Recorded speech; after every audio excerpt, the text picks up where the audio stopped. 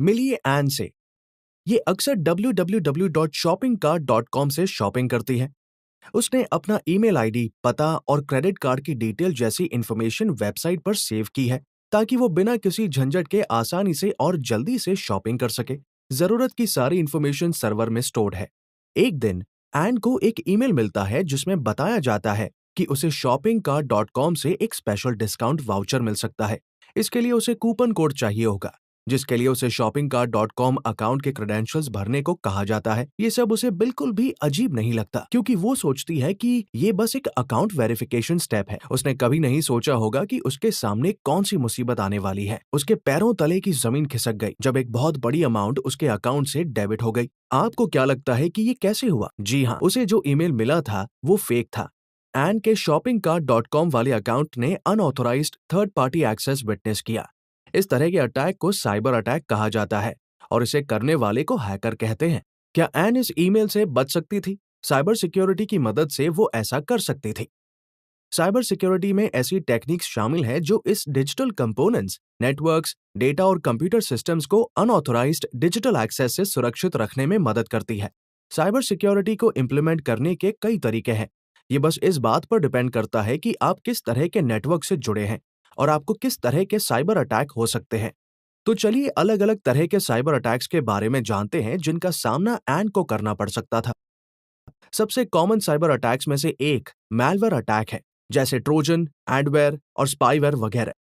अगर एन ने कोई संदिग्ध अटैचमेंट ऑनलाइन डाउनलोड किया होता, तो अटैचमेंट में एम्बेडेड कुछ मलिशियस वायरस से उसका सिस्टम करप्ट हो सकता था।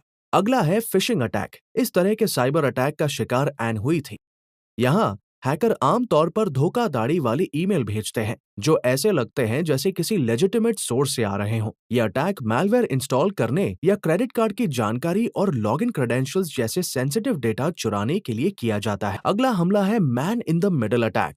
इसमें हैकर एन के डिवाइस और वेबसाइट के सर्वर के बीच इंफॉर्मेशन पाथ का एक्सेस पता है। हैकर का कंप्यूटर एन का आईपी एड्रेस अपने कब्जे में ले लेता है। ऐसा करने से एन और वेबसाइट के बीच कम्युनिकेशन लाइन सीक्रेटली इंटरसेप्ट हो जाती है। ये आमतौर पर असुरक्षित वाईफाई नेटवर्क और मैलवेयर से भी होता है। पासवर्ड अटैक किसी सिस्टम को हैक करने के सबसे आसान तरीकों में से एक है। इसमें कॉमन पासवर्ड का इस्तेमाल करके या सभी पॉसिबल अल्फाबेटिकल कॉम्बिनेशंस को आजमाकर एन का पासवर्ड क्रैक किया जा सकता था। भविष्य के साइबर अटैक्स को रोकने के लिए एन ने कुछ साइबर सिक्योरिटी प्रैक्टिसेस को इम्प्लीमेंट करने की सोची। सबसे पहले उसने फायरवॉल इंस्टॉल किया। ये इंटरनेट और एन के कंप्यूटर के बीच एक वर्चुअल वॉल जैसी होती है। फायरवॉल नेटवर्क के इनकमिंग और आउटगोइंग ट्रैफिक को फिल्टर कर डिवाइस को सुरक्षित रखती है। ये या तो सॉफ्टवेयर एप्लीकेशंस हो सकता है या हार्डवेयर रीइंफोर्समेंट्स।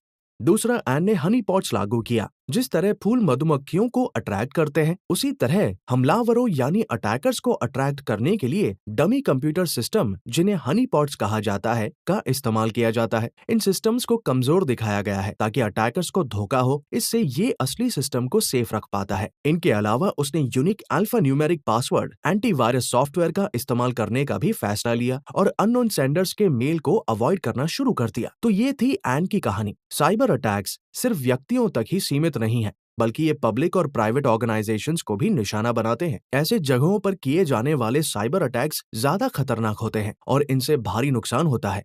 ऐसे अटैक्स के कई मोटिव्स होते हैं, जिनमें जरूरी डेटा से छेड़छाड़ से लेकर मॉनेटरी फायदा तक शामिल है। आइए उन कुछ साइबर अटैक्स पर एक नजर डालें जिनका सामना कंपनियों को करना पड़ता है। कई पब्लिक सेक्टर ऑर्गेनाइजेशंस और बड़े corporations advanced persistent threat APT का सामना करते हैं। इस तरह के हमले में हैकर लगातार कॉन्फिडेंशियल इंफॉर्मेशन पाने के लिए लंबे समय तक नेटवर्क का एक्सेस पाने की कोशिश करते हैं।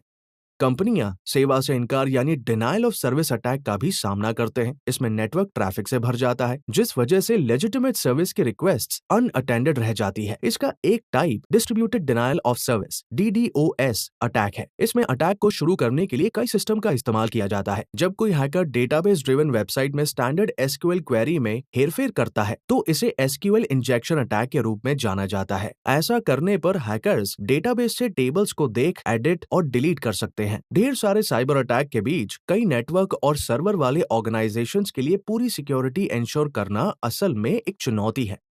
ये कोई आसान काम नहीं है। और इसमें मदद करने के लिए साइबर सिक्योरिटी प्रोफेशनल्स को साइबर थ्रेट्स की पहचान करने और कंपनी के नेटवर्क को सुरक्षित करने के लिए नियुक्त किया जाता है। साइबर सिक्योरिटी के क्षेत्र में कई जॉब रोल्स हैं। अगर हैकिंग आपको फैसिनेट करती है तो एक एथिकल हैकर का रोल एक्सप्लोर करने लायक है।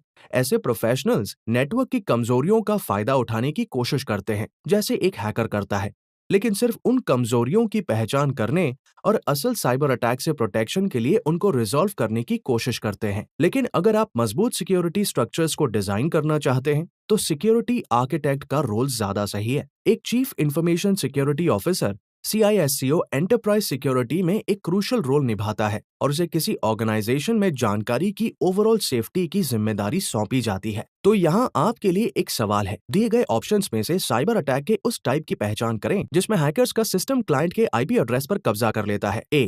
DDoS attack, B. Man in the middle attack, C.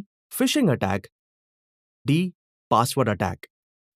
इसके बारे में सोचें और नीचे कमेंट सेक्शन में अपना जवाब पोस्ट करें। 3 लकी विनर्स को Amazon गिफ्ट वाउचर्स मिलेगा। ग्लोबल डिजिटल डेटा के प्रोडक्शन में बढ़ोतरी के साथ ये अनुमान लगाया गया है कि आने वाले समय में साइबर अटैक्स चौगुने हो जाएंगे। ऑर्गेनाइजेशंस को साइबर सिक्योरिटी प्रोफेशनल्स की जरूरत होगी जो इन अटैक्स को रोक सके। साइबर सिक्योरिटी के फील्ड में करियर अब प्रोफेशनल्स के लिए लुक्रेटिव और एक बहुत ही स्मार्ट डिसीजन है। तो आप किस बात का इंतजार कर रहे हैं? सिंपली लर्न से सर्टिफाइड हो और साइबर सिक्योरिटी एक्सपर्ट बने। हमें उम्मीद है कि आपको ये इन्फॉर्मेटिव और हेल्पफुल लगी होगी। अगर आपको ये वीडियो पसंद आया तो थम्स अप का बटन दबाएं। अगर आपको लेटेस्ट ट्रेंडिंग टेक्नोलॉजीज के बारे में अपडेट चाहिए तो सिंपली लर्न चैनल को सब्सक्राइब करना और बेल आइकन दबाना न भूलें।